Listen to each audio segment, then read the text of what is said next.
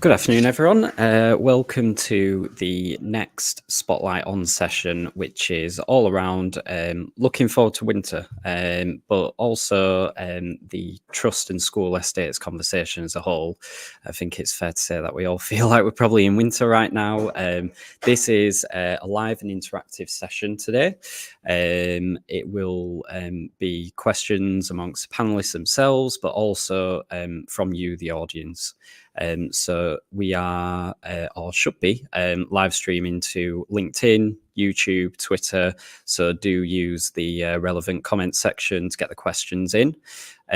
We've got a big panel, but a great panel lined up for today. It's a mix of MAT leaders from different job titles, and then also some organisations as well that can hopefully get some answers to the questions on those challenges that we're all facing at the moment. So as I say, it is a live and interactive session. So please do question our panelists or discussion points or comments. We can display them up on screen for you and hopefully get a really great conversation going. We should be lasting for about half an hour today to 40 minutes. And with that, I will introduce our first panelist. I will pick on Alistair first. Hi, Alistair. How are you? Hi there. I'm good, thank you. Great. So you're from a trust self. Just give a quick introduction to the trust. Yeah, so I'm the Director of Estates and Facilities for Minerva Learning Trust. We're based in Sheffield, and it's a mixture of primary schools, secondary schools, and sixth form college as well. Brilliant. Perfect. Thank you very much, Alistair. And we'll come back to you shortly with some questions. And we'll move on to Will first, who is in quite a grand building. I thought that it was a virtual background to start with, but apparently it's not. Will, give us a quick introduction to yourself. Yeah, thank you, Matt.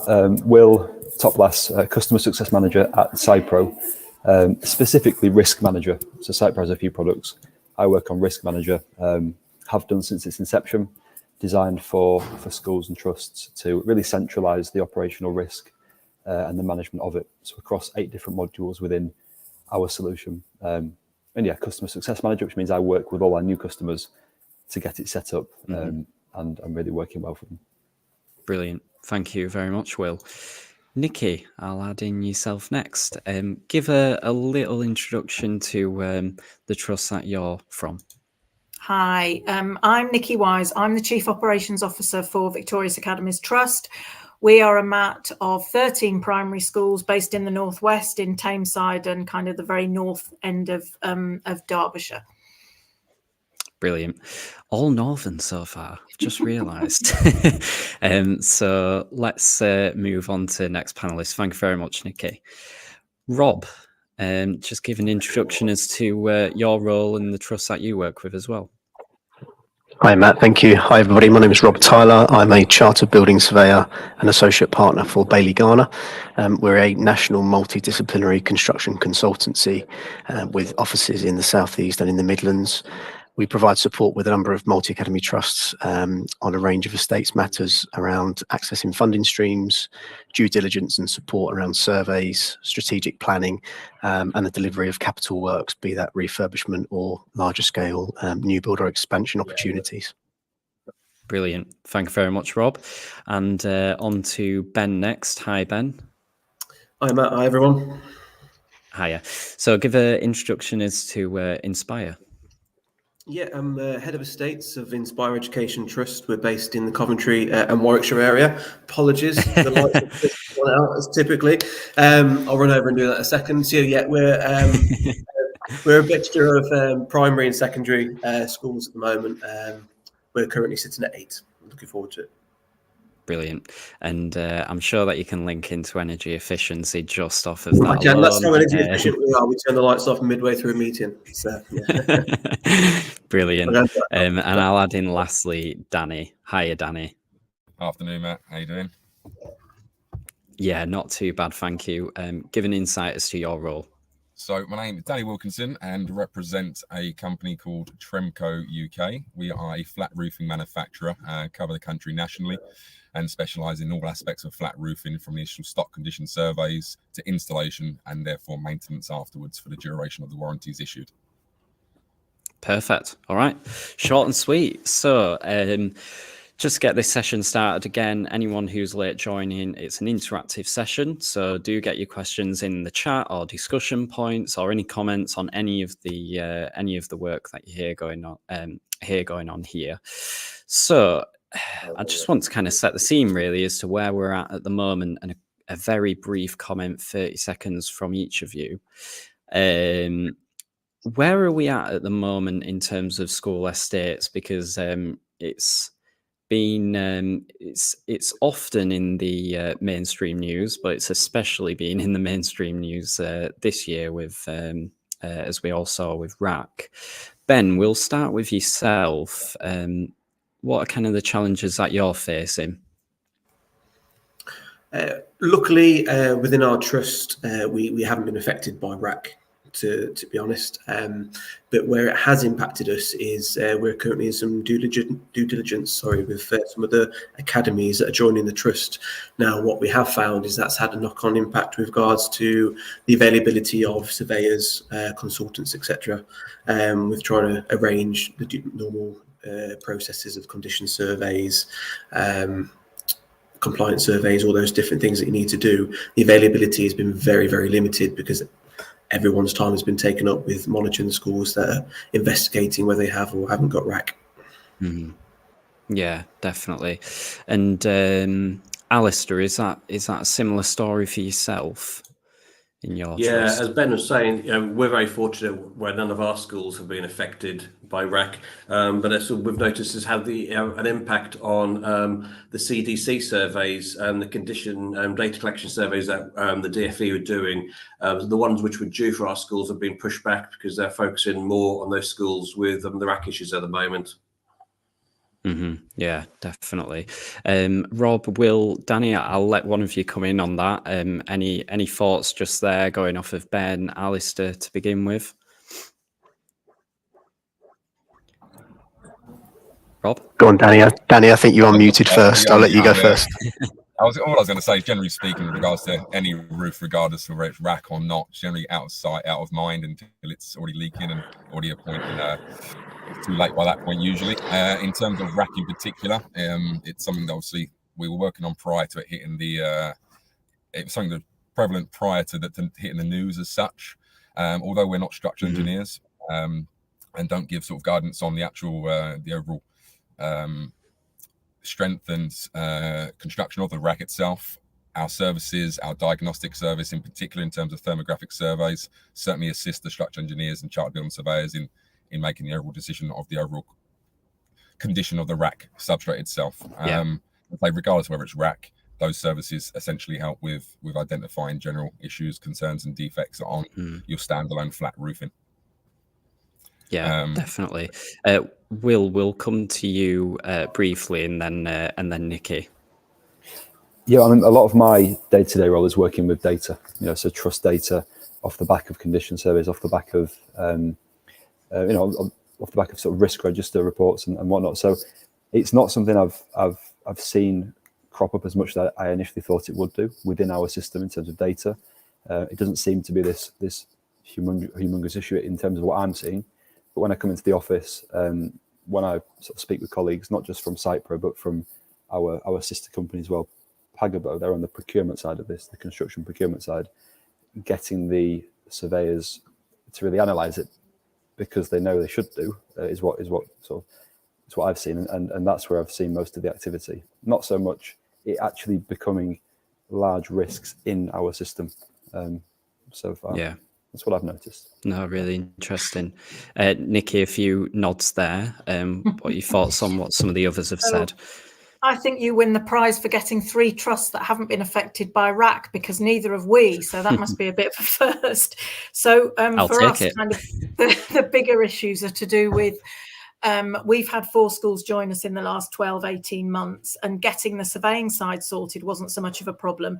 But the issues for us at the moment are being more reactive than proactive, which is not a position we want to be in. And also trying to find with budgets reducing, and the issues with our schools are just getting older, so the issues are becoming more prevalent. Finding contractors who A, want to price for the work, B, can do the work, and that is within an affordability factor for us is a real struggle. So we're in the Northwest, and we just seem to endlessly find a real struggle with getting contractors to want to price and then being within our budgets. Yeah, really interesting. Rob, and just you there, kind of closing comments to close off that opening question. Yeah, it's interesting. The from the RAC perspective, we're seeing that starting to uncover more issues.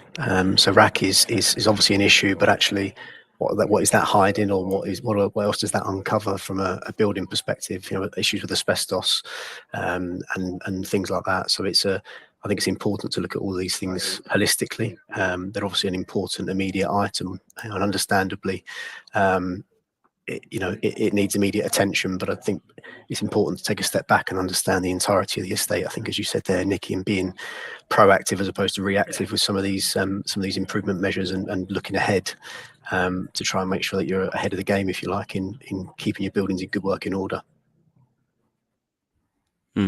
Yeah, definitely. And I'll pose this to our MAT leaders on the panel, Ben, Alistair, Nikki. Now we're going into winter. You know, how high up is that concern around those? How do I guess you plan for winter, where I'm guessing the majority of issues are flagged through those tough months. We're all in the north as well. I'll start with Ben. With regards to the capital side, the investment condition side, what we are anticipating, so we have our scheduled capital plan that's going ahead. We're already in the tender process. We're looking if we get the SCA being of the size that we are, as I'm sure Alistair and Nikki are probably the same. But what we are anticipating is an increase in contractors' costs being passed on to the school, because contractors will be of limited availability, because they're being taken up with RAC issues or other issues. Their insurance, we expect to increase since they're working on fragile roofs. We expect their insurances to premiums to go up with their insurance companies, and that being passed back on to the customer, same as material prices. So what we're expecting with regards to capital is normal work as normal proceeds as planned, except we expect value to be a lot less where we are. Yeah, interesting. I think you even see that in your own life, trying to get plumbers, electricians, roofers. It seems to pass on to everyone. Alistair, just a comment off the back of Ben there would be great. Yeah, I think we're sort of undertaking a bit of a roofing program work at the moment, and what we're finding is the impact on the weather as we get into sort of the winter is impacting the work that is being done, and we're seeing more and more where schedules are being extended because they're unable to sort of complete on time due to the weather. And I think that's something we're seeing more and more that we haven't seen for a while, where they're asking now to work over Christmas period to try and get back in line with the schedule. Really interesting.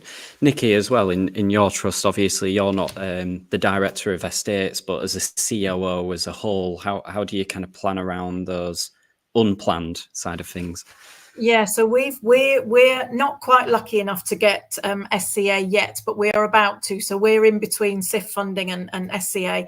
So we've had quite a lot of money over the past 4 or 5 years, and we've spent a lot of it on roofing. So our issue is really climate change. I don't know what it's like for everybody else, but in the Northwest, it's become warmer and wetter for longer. And we've had some real issues with roofing. So appreciate, Alistair, where you're coming from, and sometimes the systems that we've had on our school buildings, on the roofs, have not been sufficient to cope with the amount of rain that we've had. So it's we're lucky in that we have, for some of our buildings, we are kind of through the process and we're quite confident. But absolutely, we've got some, and I daren't say that some of our buildings that we're starting to experience issues with now are our newer buildings, which perhaps weren't constructed as robustly as some of our older buildings. And that's becoming a real issue for us from a business continuity plan, and just making sure the buildings can open and the children are safe, and the staff too, is becoming a real issue and worry for us, I guess. Yeah, definitely. Few comments about roofing there, actually. Danny, we'll come to you as kind of the expert in that. Does that line up with the trusts you speak to, I guess? Yeah, and many other projects, to be honest. And it's generally the same consensus, really, in the fact that, say, as I said earlier, out of sight, out of mind. Most people don't really maintain or get on the roofs for many, reasons, health and safety, etc. And with regards to, obviously, a few of the guys mentioned they've got current roofing jobs on or recent roofing projects. It's actually a British standard, BS 6229, whereby maintenance is a requirement twice a year. It's also a requirement within the terms and conditions of every manufacturer's warranty, that maintenance is a requirement as part of their terms and conditions. And thereby a unique service from Tremco in that respect. We are the only manufacturer that will offer maintenance for the duration of the warranty twice a year. And equally, should you have an existing roof, we don't expect you to replace it. If it's not broke, don't fix it. And therefore, equally, we recommend, and we also offer maintenance on alternative manufacturer systems, albeit there are some slight adjustments. So therefore, we don't invalidate the warranty. But I'd say maintenance prevention is better than cure in this instance. And with regards to the stock condition surveys, prior to replacing roofs, we utilize diagnostics tools. There are 3 diagnostics tools to utilize: thermographic surveys, moisture mapping survey, and electronic leak testing. Each device, each service is unique to the type of waterproofing present on the roof itself. And therefore, we would initially carry out a site visit to recommend the correct diagnostics tool. Fundamentally, each one of those tools will identify any defects, problematic areas on the roof. The thermographic survey is the most accurate, and whereby it can generally pinpoint areas of defective insulation or defective areas of the roof, allowing them to accurately patch and repair the roof, prevent the water ingress, and ultimately save the client money. By not having to rip up the entire roof. We're able to use, remove localized areas and then provide a full encapsulation to achieve like a 20, 25 or 30-year warranty with maintenance included. But yeah, generally speaking, it's not just at schools, it's across the board really, that roofing is generally sort of forgotten about until it's too late. Yeah. Brilliant. Yeah, some really great points there, Danny. Will, I'll just come to you quickly on the risk element. Obviously, you deal with this side. Just give us a couple kind of top tips, really, I guess, on how to reduce that risk for a trust when it comes to estates. Yeah, well, I think, talk about it from a risk register perspective. Of course, that's about sort of understanding it and trying to proactively work out what the issues are. But actually, most of the data I see is on the reactive side. So within the system, you've got an area for maintenance, for planned maintenance, and also reactive maintenance. And reactive maintenance, a lot of our customers, they don't sort of see roofing as its own category, but I always try and push there to be a category for roofing. It warrants its own category.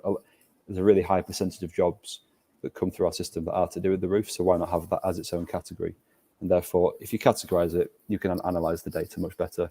Off the back of that, you've got more data to then feed into your risk register, is what I'd say. So it starts with understanding what the reactive data is that you've captured, and then off the back of that, you can then start to build a proactive approach into the future, is what I'd say. But definitely, if you're not sort of tracking the reactive works that come up with the roofs separately from everything else, because I think it does warrant it, then maybe that's where you could start. Data-wise, you can analyze it any which way you want, but you need to get that data in the first instance, is what I'd say. Yeah, brilliant. And Rob, I'll come to you. Obviously, you deal with much more of the fuller picture when it comes to estates. What are a couple of those main key challenges that you're hearing from trusts at the moment? I think a key thing really, Matt, and it's probably hopefully an obvious one, but making sure that you really do know and understand your estate and your sites and your buildings, and you've got that real intrinsic knowledge of every part of it, be it the roof, be it the, your fire doors, be it your asbestos position, any potentially deleterious materials in the building that will have an impact on its general day-to-day functioning. Understanding those immediate areas of concern, those next steps, and being proactive, I think is really, really important. A lot of the condition surveys that we produce will feed into that wider kind of estate planning piece, looking at the prioritization of work across an estate, knowing exactly where that money needs to be spent and where the kind of key areas are. Without planning that ahead, it obviously makes it very difficult there in prioritizing and preparing for those more challenging months ahead that we're speaking about today. So having that plan in place and that risk allocation, as Will's mentioned, and knowing, well, actually this is a risk because this boiler is it's probably on its last legs, and in 12 months will probably fail, so we need a contingency pot there for if that does come to fruition. That's a kind of really, really key part of it, I would suggest, in terms of managing that estate, looking to the winter and beyond, really. Yeah. And Rob, just to again kind of snake in order here, net zero wise, what's the latest on this? Net zero can sometimes be looked at as definitely a nice to have, but not necessarily a realistic vision. What do you hear on the net zero front at the moment? That's something you work with. Yeah, we're seeing it's the kind of feedback from trust varies. Some place it with real high priority on their kind of essential works, try and incorporate it into their estate plans and their strategies. So when they're looking at that roof replacement, are they considering introducing PVs? Is there a kind of wider review into replacing boilers? Are we looking at the air source heat pumps, which typically are more expensive, but obviously looks at that kind of carbon neutral approach, if you like. There are obviously available options around funding for heat decarbonisation plans, which is a really good starting point there to identify the options that you have available to you across your estate, and trying again to look at a holistic plan long term around what you can do to improve your estates. And that's really important, again, as I say, for that future planning, just making sure that you are looking holistically at that piece of work and not in isolation, but planning ahead. And then again, from that heat decarbonisation plan that we typically would produce, gives us an indication of what those works could look like, what funding could be available, what the carbon savings could look like, and that will then inform potential future bids to the public sector decarbonisation scheme to obtain funding to implement some of those measures. So there's options there. There's those routes available to obtain that funding. But it certainly varies from trust to trust in terms of the level of importance, and understandably so. If you've got a boiler that's failing, and replacing it like for like with a gas boiler is half the price of an air source heat pump, goes without saying that it's where the essential items and the urgencies lie, and that's got to be the focus to spend the funding in the best way. Yeah, brilliant. Yeah, thanks for that as an introduction, Rob. We'll come to Ben, Alistair, Nikki. Any comments on that net zero side of things? Does it come into your plans as a trust? I think Alistair, you've unmuted there, and Nikki. Yeah, actually had a meeting today with my CEO and COO regarding sort of our trust estate strategy and our sustainability strategy. And I think, as Rob was saying, is that fine line between sort of looking at the costs of replacing things in terms of getting the heating back in school as a matter of urgency when needed, looking at the long-term strategy as well, and what is going to be sort of viable at that moment in time. We're in the position where some of our schools are listed buildings, and then we have the issues as well in terms of what we can do in terms of PV panels and other sustainable resources, really. And that's sort of a challenge which I think sort of we need to sort of look at further in the future to see how we can deal with those listed buildings when it comes to sustainability. Yeah, brilliant. Nikki, Ben, whoever yeah, first. I think I would agree with everything Alistair said. Really, we're in the unlucky position. We don't have any listed buildings, but we do have, a number of buildings where we have had to make some decisions on a much more reactive than proactive basis. And actually, it is really difficult when you're in a room where you're looking at the finance as a whole, and there are obviously, the budgets are being pulled from every which direction, and it's really hard to argue for the most sustainable solution to something that's happening now and means that the school or a building or a classroom has to be closed, versus something that we all know is the right decision in the long run. So it's a not quite a daily conversation we have, but it's really significant every time anything happens. It's a real balancing act to work out what's the best thing to do in the quickest possible time. Yeah, definitely. Ben, I think you've got a comment. So again, as Nikki and Alistair said, it is high on our list to do within our estate strategy, our environmental policy. But again, it's timing. So we've been quite fortunate. We were successful in the PSDS phase 1. We had about £350,000 worth of grant come through to replace some boilers with air source heat pumps and have some solar PV to offset the increased electricity costs that comes with. That was very interesting. It was first for us. I think it was a first for the contractor that we were involved with. So there was some highs and there's definitely some lows, but we've come to the end of it now, and it is working well, touch wood, as we can see. But if it wasn't for that, although we get our SCA, it's not substantial enough, with regards to the tens of millions in backlog maintenance that we've got. It's just not enough. So if it wasn't for that, we wouldn't be doing these things out of our normal capital schedule, because as we've alluded to, roofs come first, followed shortly by asbestos and other bits that you need to attend to. But what we are finding and what we're investigating is going down operating lease routes for LED lighting, because again, that's something that we need to do across our trusts, and it's just, we're talking at the big secondary school we've got is about 190 grand worth of LED lighting, and we just can't justify that. So what we've been looking and what we've done with our auditors, and now I would say it's dependent on your finance auditors, but we have been granted permission to go for an operating lease, and that has then kick-started that forward for us, because we would not be able to do that if it was down the capital route. Brilliant. Yeah, thank you, Ben.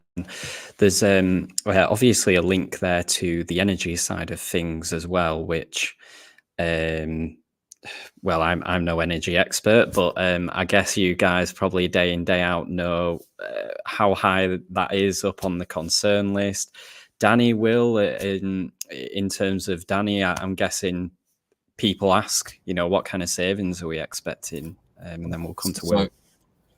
So as part of our survey and site service, we carry out and produce energy saving reports. So it will highlight obviously what the roof is currently performing thermally, equally as to what the proposal to increase the insulation would achieve. Equally, should we, as part of our diagnostic survey, 9 times out of 10, we're identifying only localized areas of ingress or defective areas of insulation within the build-up, and therefore, as part of the energy saving report, we're able to produce an example to a landfill waste, basically what we prevented from going to landfill, etc., by simply overlaying the roof and repairing the roof locally, as opposed to ripping the whole roof off and starting again. So yeah, it's increasingly becoming more and more common. More people are more aware of it, and I agree with Rob. It's not common on every project, and it's more a priority for some than others.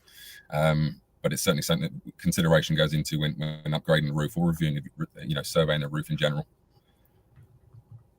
Yeah, definitely. Perfect. And Will, I guess you couldn't really project the risk, but yeah. A bit like yourself, Matt, I won't class myself as an expert with regards to the energy saving side of it. We see how it can compare in the system. We've got the contract section within there as well, and the costs that link to the individual jobs and pieces of work. But probably not best fit to answer the question on energy saving and how what the landscape looks like with that. Yeah, definitely. No problem, Will. Alistair, Ben, Nikki, when I'm not sure how long you've all been in post, obviously, and in your current role, but it wasn't too long ago that energy, went up however many 100% for schools and trusts. How did you manage that, and how did you even overcome that as a trust? Alistair? Well, I've been in sort of a post here at this trust now for a couple of months, so it's still something that just sort of getting my head around the energy stuff. One of the things that I'm proactively looking at is looking at where we're losing our energy, and sort of seeing where savings can be made to help the schools to get back some of the money. So a sort of exercise that I'm doing about for each school, looking at sort of the quick wins, but also looking at sort of the monitoring of the energy to see where energy is being lost overnight, over weekends, and those hot spots really. And I think that's a good exercise for people to do. Yeah, definitely. Nikki? Yeah, so I was going to just say our CFO was very forward thinking and managed to get us into fixed energy price contracts for 2 years from Great. It must be summer 2021 because they are coming to an end. So no, it must have been a year after that because it's June next year that we've got to really start worrying about it. So we'll know then whether we're in a good, bad or indifferent place. But we were lucky enough to get some CEF funding. So we replaced lighting throughout many of our schools with LED lighting, much like Ben, you're enjoying at the moment, aren't you? What we often enjoy in our schools.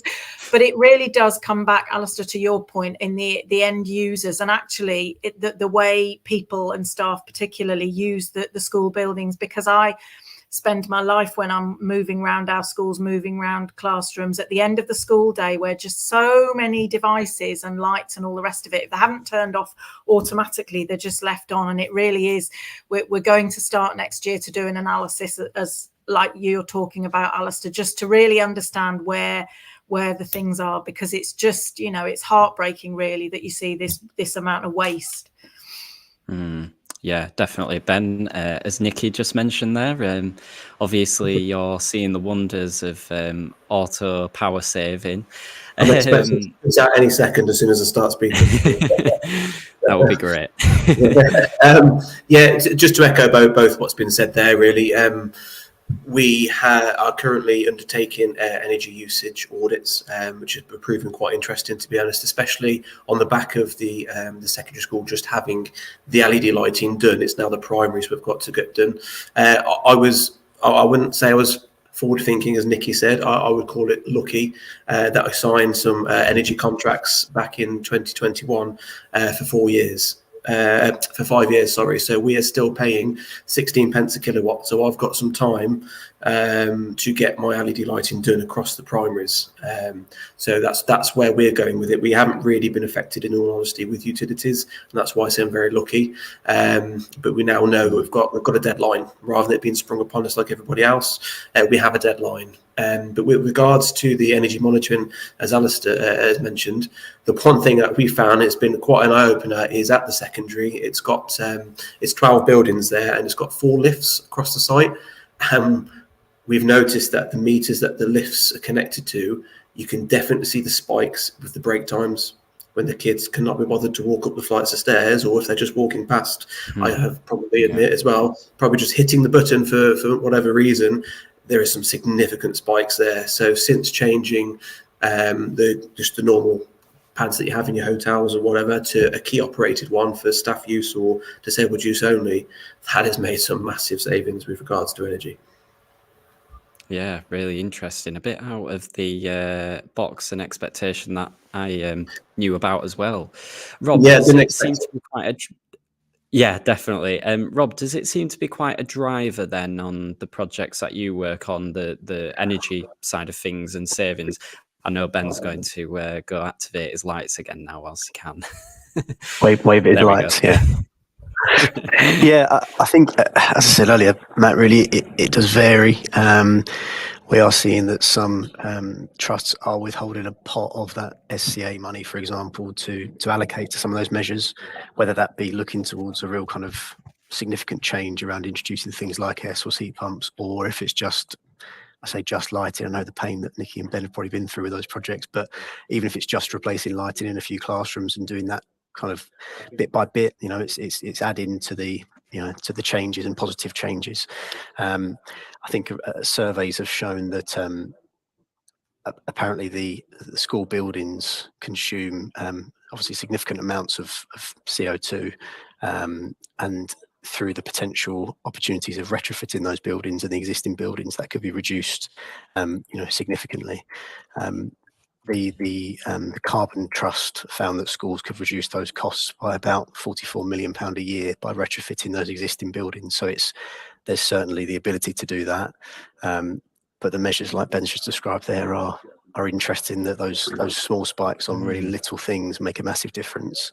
So if you've got a trust of, you know, 10, 12, 15 schools even, that makes a massive difference. But there's definitely the potential. Again, it is all driven clearly by legislation, by government direction, by funding.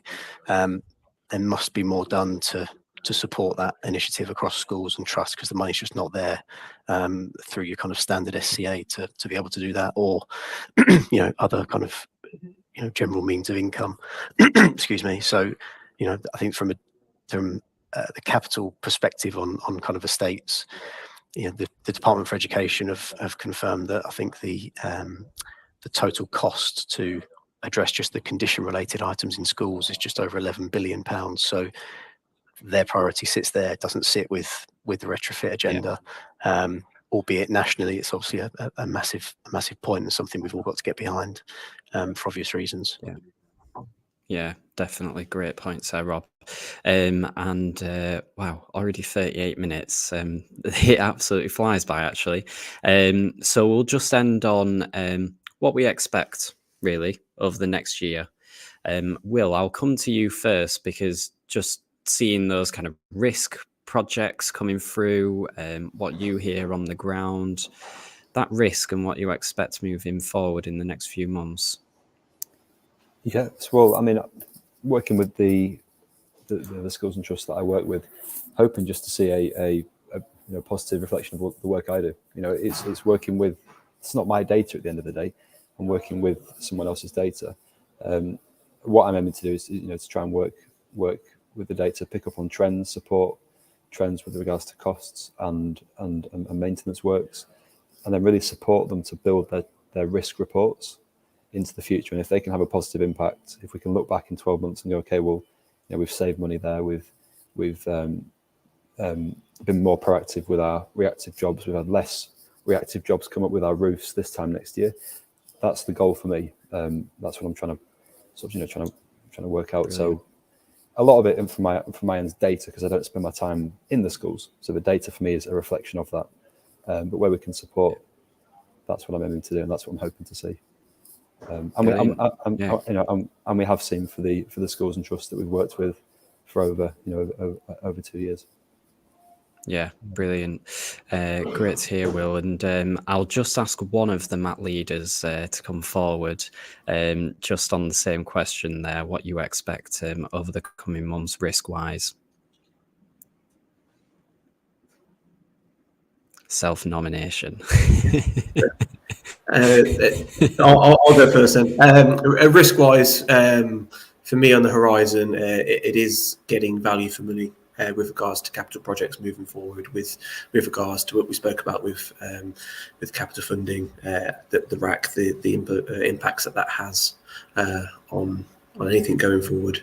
And for me, it's going to be interesting with regards to reporting. If we're talking about energy, I know just last Wednesday during COP28, the ESOS reporting has changed as well with regards to what companies of a certain size, as our MATs are, have to report on for their SECA and their ESOS. So I'm interested to see what impact that has on our operations and what risks that we have to take there with what we report on and what we don't. Yeah, brilliant. Brilliant. Okay, well, yeah, that brings us to an end. Really, some really good pragmatic advice there, hopefully, and guidance for trust schools and other organisations tuning in. I imagine that you're all happy to be reached out to for any further questions that you might have, any advice. Yeah, all good. All right, well, panelists, if you can just stay in here for 2 minutes, and I'll end the session. But thank you, everyone, for tuning in, or if you're watching this on demand after. Hope it was really useful. Thank you.